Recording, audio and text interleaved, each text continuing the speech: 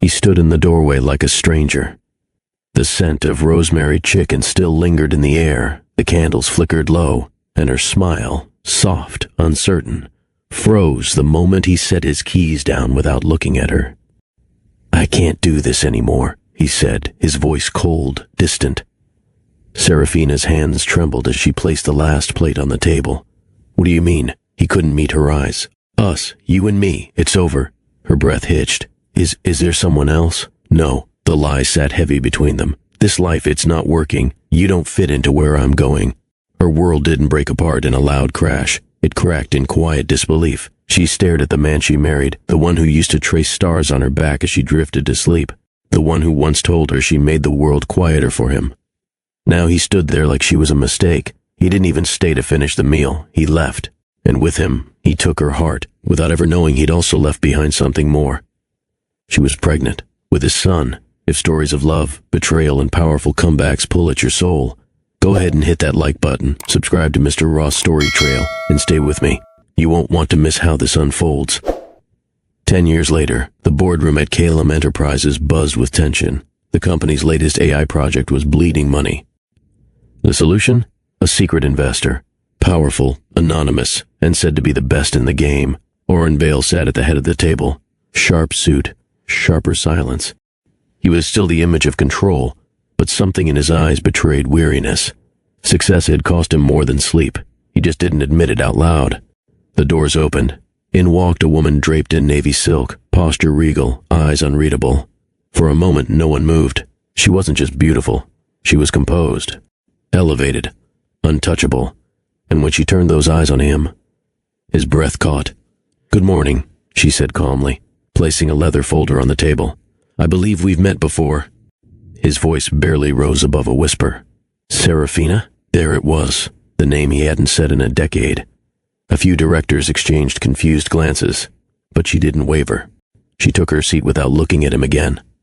"We'll keep this professional, Mr. Vale," she added, flipping open her notes. "I'm here on business."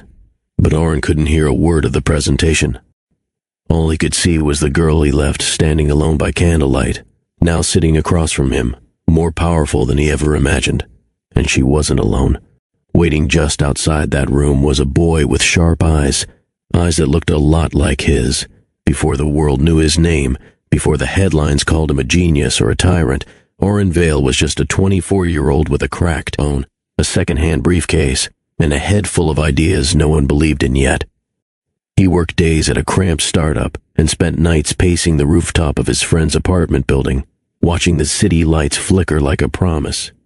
He had ambition in his blood and loneliness in his chest, the kind that even success couldn't erase. Serafina Ileda entered his life not with fanfare, but with charcoal smudges on her hands and a quiet smile that made noise feel unnecessary. They met at a tucked-away jazz lounge in Brooklyn, one of those places that didn't have a name on the door, just music that spilled out like warm breath. Oren had stumbled in by accident after a failed investor meeting. Serafina was in the corner, sketching the saxophonist on a napkin. He watched her for a while before finally approaching, clearing his throat as she brushed a curl from her face. "You're drawing the music," he said, awkward but sincere. She looked up and smiled. "Aren't we all?" They talked for hours, not about business or money or career paths, but about old records, how the city smelled different after midnight, and whether love could survive reality. With her, Oren wasn't selling dreams. He was living one. They spent weeks walking through the city at odd hours, splitting dollar pizza slices and arguing about which decade had the best films. He memorized the way her voice softened when she talked about children's book illustrations, and how she cried, quietly, without apology, during sad movie endings. She never once asked him how much he earned, and he never once tried to impress her. Because Serafina didn't fall in love with what he was building. She fell in love with who he was becoming. Their love wasn't loud. It didn't seek attention. It unfolded in quiet corners of the city, in bookstores, on subway rides, beneath street lamps where their shadows danced behind them. Oren would stay up late just to hear her read aloud from old poetry books, his head resting in her lap as she sketched absent-mindedly in the margins. He never understood how someone so soft could make him feel so grounded. She gave him peace, a kind of stillness his life had never known. And Serafina? She had never felt safer. He remembered her favorite flower, dahlias, brought them to her unannounced, tied with twine, and a note that read, "For no reason at all, just like the best things in life." The world outside moved fast, but with her, time slowed. When Oren finally proposed, it wasn't with flash or crowds. He took her to the same lake where they once watched the sunrise in silence. As dawn painted the sky, he slipped a simple ring onto her finger and whispered, "I want my forever to feel like this." They married there, just the two of them, barefoot on the shore, with the wind as witness and the water gently reaching toward their toes. No guests, no distractions, just vows exchanged beneath the glow of a new morning. She wore a white sundress. He wore a linen shirt, half-buttoned. He promised her love without conditions. She promised him patience without limits. Those were the best years of his life, but dreams, when left unguarded, are easily shaken by pressure. As Oren's company grew, so did the expectations. Long nights at the office turned into weeks. Meetings replaced movie nights. Slowly, the man who once danced barefoot with her by the lake started wearing suits even on weekends, even in bed. And Serafina, the woman who once painted the stars on his ceiling, began to wonder if love could survive when one person started chasing the sky alone. Have you ever seen someone change under pressure? Let me know in the comments. Your story might help someone else feel less alone. The moment Calum Enterprises closed its first 8-figure deal, Oren felt the shift, not just in his bank account, but in the people around him. He was no longer the dreamer with bold ideas. He had become the product, a brand, a man whose handshake moved markets and whose face belonged on magazine covers. The office transformed too. It wasn't just a space anymore. It was a statement. Polished floors, glass walls, and conference tables lined with investors who spoke in cold, clipped sentences. They praised him, but their compliments always came with warnings. "You're leading something bigger than yourself now," one of them said during a quarterly review. "Optics matter. So does your personal life." At first, Oren brushed it off. He had Serafina. He had a home where silence felt safe, not suffocating. She still made tea in their favorite mismatched mugs, still tucked love notes into his suitcase. But over time, the pressure thickened. The questions grew sharper. "Who is she, really?" a new board member asked. "Does she understand your level?" "She paints," Oren replied, a little too defensively. The man chuckled. "Right, and you build empires." The seed was planted. What started as subtle glances at his relationship turned into firm suggestions. Oren, his head strategist, warned, "Image drives capital. You need someone who matches your profile, someone who doesn't hide in the background." The board didn't say Serafina's name. They didn't have to. They referred to her as that woman, always behind closed doors, always with careful phrasing. But the message was clear. She didn't fit. At home, he became quieter, absent, physically present, emotionally locked away. He started checking his phone during dinner, taking late calls with vague excuses, smiling less. Serafina noticed. She asked once gently, "Are we okay?" He nodded, lied. "Just tired, Sarah," but his arms didn't reach for her at night the way they used to. Serafina stood barefoot in the bathroom, holding the test with both hands as if her fingers could still change the outcome. 2 faint lines. She stared for a long time, the silence pressing against her ribs. Her heart beat faster, but not with fear, with hope. A new beginning. A reason to believe that maybe, just maybe, their love hadn't been swallowed entirely by the world he now called home. She placed the test inside a small velvet box. Her plan was simple. Wait until he got home, cook his favorite dinner, and tell him over dessert. She even practiced her words out loud. But Oren came home late. He didn't kiss her, didn't ask about the candles, didn't notice the warm lemon chicken she'd made from his mother's old recipe. She set the table anyway, heart fluttering. He stood just inside the doorway, pulling off his watch with a sigh that felt heavier than usual. "I need to talk to you," he said. She smiled, trying to lighten the air. "So do I. But you first." He hesitated, looked at the floor. "I can't do this anymore." Her smile faded. What do you mean?" "I'm ending this." She stared at him, waiting for the punchline that never came. "I don't understand." He set his watch down. "You don't belong in this world, Serafina. Not anymore." Her hands gripped the back of the chair. "Is there someone else?" "No," he said flatly. "It's business. You'll never understand what it takes to keep things moving. I can't keep dragging you along." Dragging. That word gutted her. Her voice broke. "You used to call me your center." "I was wrong," he replied, softer now, almost guilty. "I don't have space for this." She reached for the velvet box but stopped. He didn't deserve that moment. He turned toward the door. "Oren," she whispered. He paused. Didn't turn around. "I hope someday you remember who you were before all this," she said, voice trembling. But he was already gone. The box stayed hidden in her drawer, unopened. And that night, alone in a dim apartment filled with leftover dinner and silence, Serafina cried without sound, one hand over her stomach, the other clutching the ring he had slipped on her finger beside the lake. She left the city without telling anyone. No goodbyes, no packed apartment, just a train ticket, a backpack, and the small velvet box she still couldn't bring herself to open. Serafina found shelter in a sleepy coastal town where no one asked questions. The ocean there didn't roar, it whispered. And she needed quiet. She needed space to breathe, to grieve, to prepare. She gave birth in a small clinic run by kind nurses who didn't recognize her last name. There were no press releases, no headlines, just her clutching a cotton blanket, eyes closed tight, breathing through pain that went deeper than her body. When they placed the baby in her arms, she wept. He had dark lashes and a quiet stare, too calm for a newborn. But the first time he opened his eyes, she froze.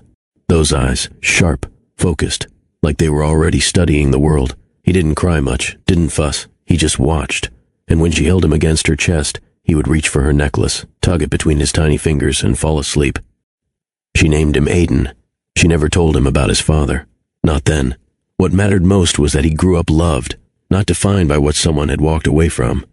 For the first 2 years, they lived in a small cottage with peeling paint and thin walls.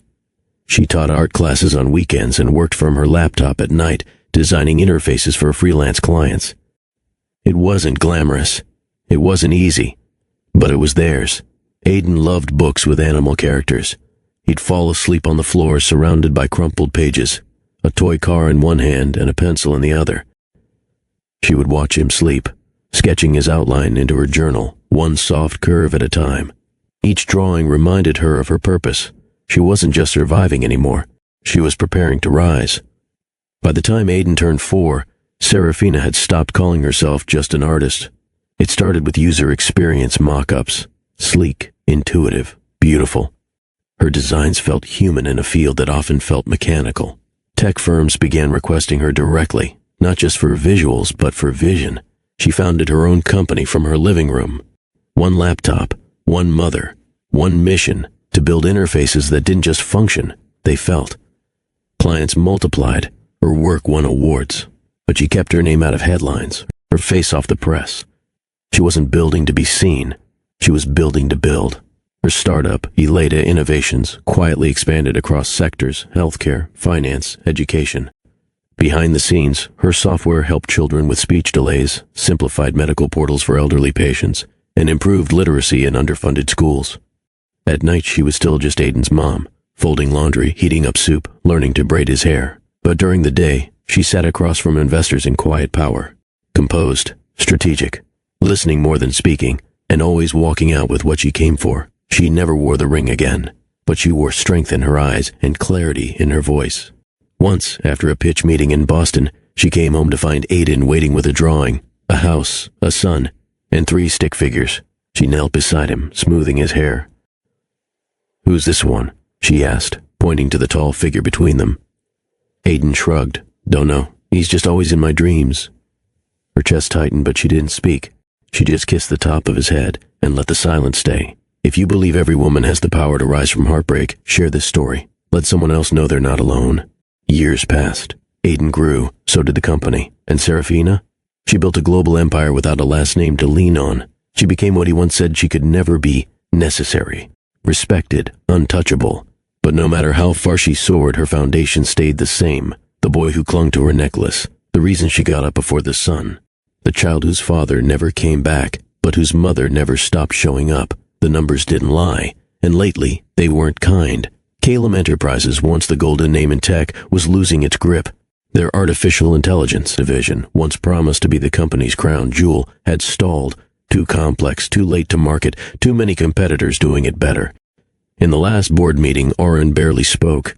His once unshakable confidence had been chipped down by months of missed targets, media pressure, and shareholder warnings. The same men who once praised him now watched him with quiet impatience, tapping pens, checking watches. The company needed a partnership, fast. They found a solution in the form of a mysterious bidder. No public profile, no attached firm name, just a reputation in the tech world for rescuing sinking ships and transforming them into leaders. The offer came with only one condition: in-person negotiations, no press, and full confidentiality until the deal was signed. Orrin agreed. He needed a win. He needed control again. When the boardroom doors opened that morning, he expected a sharp-suited executive, maybe a corporate rescue team, maybe a familiar rival looking for leverage. He did not expect her. Serafina stepped into the room like she owned it, not with arrogance, but with calm, practiced grace. Her heels clicked softly across the marble floor as she approached the long table, her folder in hand, her eyes steady. Every conversation in the room stopped. Orrin felt the air leave his lungs. He didn't stand. He couldn't. She wore a dark blue suit, tailored perfectly to her frame, her hair pulled back, her expression unreadable. There was no warmth in her gaze, no smile for old times, only composure, only strength. "Good morning," she said, her voice smooth and steady. "Thank you for making time." Orrin managed one word, nearly beneath his breath. "Serafina." She took the empty seat directly across from him, unfolding a slim folder without even glancing in his direction. The silence stretched. Orrin swallowed hard.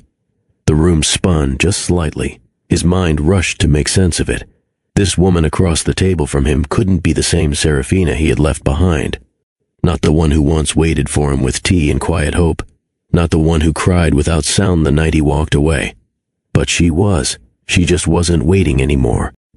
"I believe we've met before," she said, lifting her eyes briefly. A murmur ran through the boardroom. No one moved. Her gaze returned to the documents in front of her. "But let's keep this professional, Mr. Vale."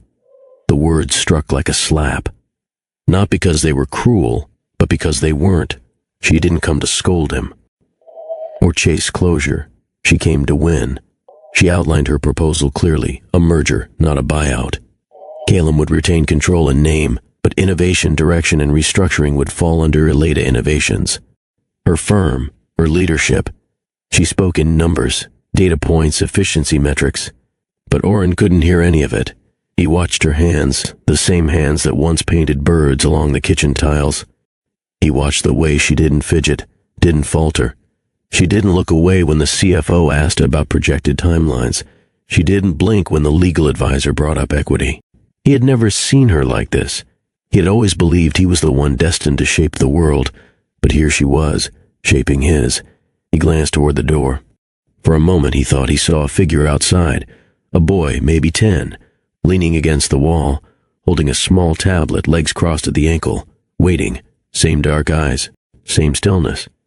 Orrin turned back to Serafina, heart pounding. Her voice broke through again, clear, calm, in control. "If there are no objections, we can move forward with the preliminary terms."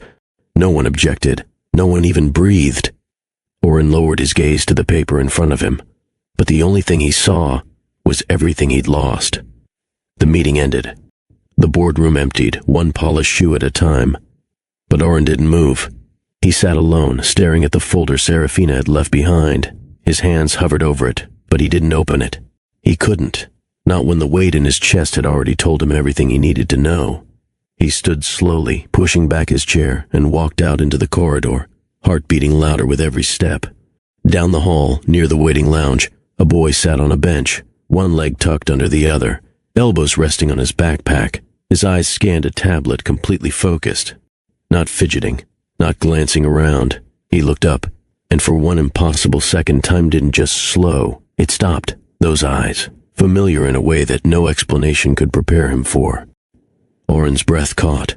His steps faltered. The boy blinked, then offered a quiet nod.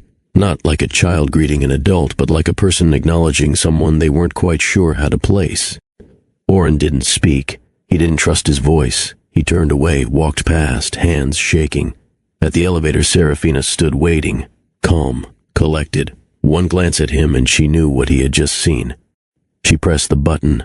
The doors opened. They stepped in together. Silence. Floors passed. He finally whispered, "Is he?" She didn't look at him. "Yes," His knees almost gave out. The doors opened at the garage level. She stepped forward. He didn't. "He's mine?" he said again, barely audible. She turned, finally meeting his eyes. "You left before I could tell you." She didn't raise her voice. She didn't tremble.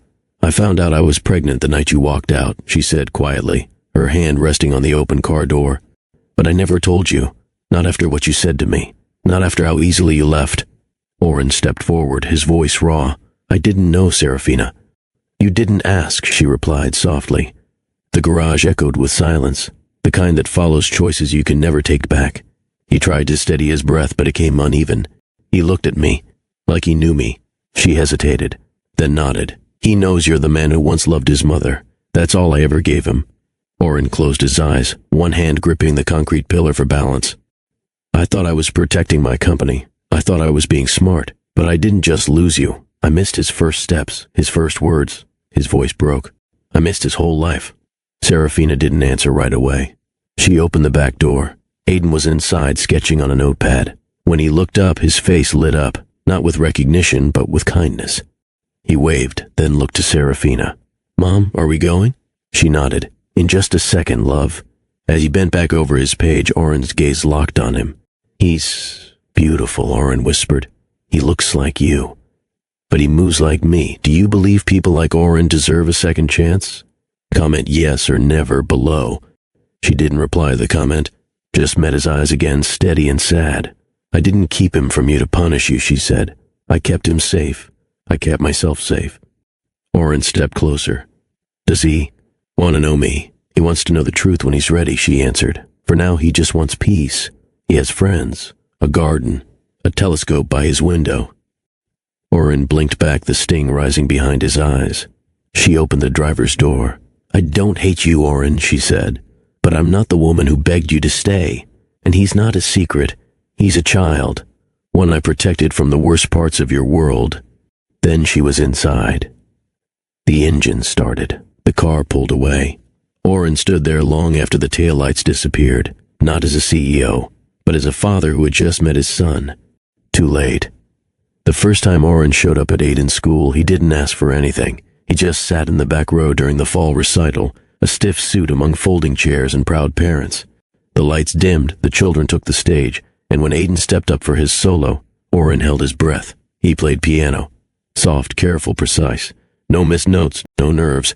Oren didn't blink the entire time. After the applause faded, he waited near the exit. Serafina spotted him but said nothing. Aiden ran past with his friends laughing, not knowing the man beside the vending machine was watching every step with quiet awe. Oren stayed in the background. He didn't press. He just kept showing up. Soccer games, art fairs, book drives, never announcing himself, never asking for more than a moment. Sometimes he brought hot chocolate and left it near the sign-in table with the note, "For Aiden." No marshmallows, I remember. Serafina saw it all. She didn't say a word. But slowly, something shifted. One night, after a school fundraiser, she walked out to find Oren standing by her car, holding a donation envelope. "I didn't come to talk," he said quietly. "Just wanted to match your gift." She hesitated, then took the envelope. Their hands brushed. "You don't have to keep doing this," she said. "I know," he replied. "But I want to." He looked older now. Not tired, just softer, like time had finally taught him how to sit still. They stood in silence, headlights passing behind them. No tension, no pressure, just the quiet presence of two people trying to make peace with what was lost. "Thank you," she finally said. He nodded once. "Anytime." And this time, she didn't look away as he walked off. The night of the tech charity benefit, Serafina arrived alone. She wore black, simple, elegant. She moved through the crowd, with quiet confidence, offering nods, short smiles, measured words. Oren was already there. He stayed on the far side of the room, not interrupting, just watching, waiting. After the final toast, the guests began to leave. Oren stepped out into the corridor and waited by the elevator. When she appeared, he stood straight but didn't speak. She pressed the button. They waited in silence. "You look well," he said softly. "You've been doing better," she answered. The elevator opened. They stepped in. He didn't expect her to press the button for the top floor. When the doors opened again, they were alone in the hallway. She walked toward her suite without a word, stopped at the door. She looked over her shoulder. "Do you want to come in?" He froze. "Just to talk," she added. He nodded. Inside, the lights were low. She poured 2 glasses of water and set them on the table. He didn't sit. Not yet. I wasn't sure if this meant anything, she said. Your volunteering, the visits, the little things. But they kept coming. He stepped closer, just enough to hear her breath. You're not the man I married, she whispered. But you're not the one who left, either. I've had a lot of time to meet both, he said. She looked at him fully now. The guardedness had faded, not gone, but softened. He reached out slowly, resting his hand on hers. She didn't pull away. I never stopped loving you, he said. But I know love isn't words. It's staying when it's hard. I didn't then. I would now. She stepped closer, resting her forehead against his chest. I've rebuilt everything, she whispered. Except us. His arms wrapped around her. No rush, no demand. Just a long-held silence finally broken by touch. Their kiss came slowly, the kind that doesn't try to reclaim lost years, only honors them. There was no urgency, just closeness. 2 hearts that had been torn open and stitched themselves back together over time. They moved through the room like dancers who had forgotten the steps but remembered the rhythm. He brushed his fingers through her hair. She traced the place where his tie used to hang. No vows were made, no promises spoken. But for the first time in a decade, they fell asleep beside each other. In peace. The beach was quiet that morning. Waves stretched gently across the sand, as if even the ocean had been told to keep still. A soft wind moved through the air, warm and calm. There were no guests, no photographers, no event planners. Only 3 people stood beneath the open sky. Serafina, in a cream linen dress. Oren, barefoot beside her in rolled-up sleeves. And Aiden between them, holding their hands. He was the only witness they needed. This time, there was no need to whisper their promises. Oren spoke first, his voice sure. I once gave up the only thing that ever made me feel whole. I walked away from light thinking it made me weak. I was wrong. Love doesn't weaken us.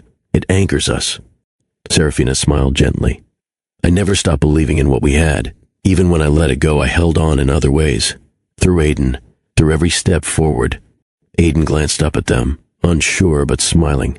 Oren knelt beside him. I didn't just leave your mother. I left you, and if you ever feel unsure about what you mean to me, look here, he said, placing a hand over his heart, because this has belonged to you since before you knew my name. They placed matching rings on each other's fingers. Aiden looked between them. So, does this mean we're all together now? Serafina kissed his forehead. Yes, and not just in name. Later that month, Calum Enterprises and Aleda Innovations signed their historic partnership.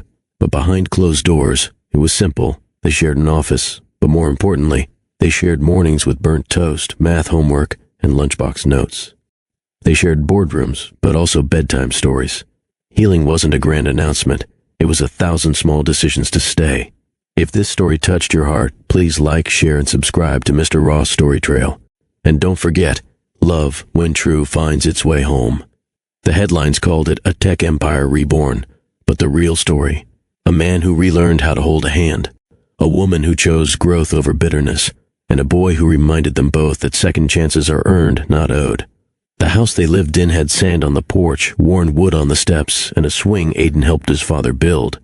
Sometimes after dinner, they walked barefoot along the shore. Oren would carry their shoes. Serafina would hold Aiden's hand. No words needed, just the hush of waves, the softness of evening, and the knowing that the world doesn't always give you back what you've lost, but sometimes it gives you the chance to build it again. Sometimes we lose what matters most before we understand its value. But life, when met with courage and humility, offers a path back, not to what was, but to what can still be.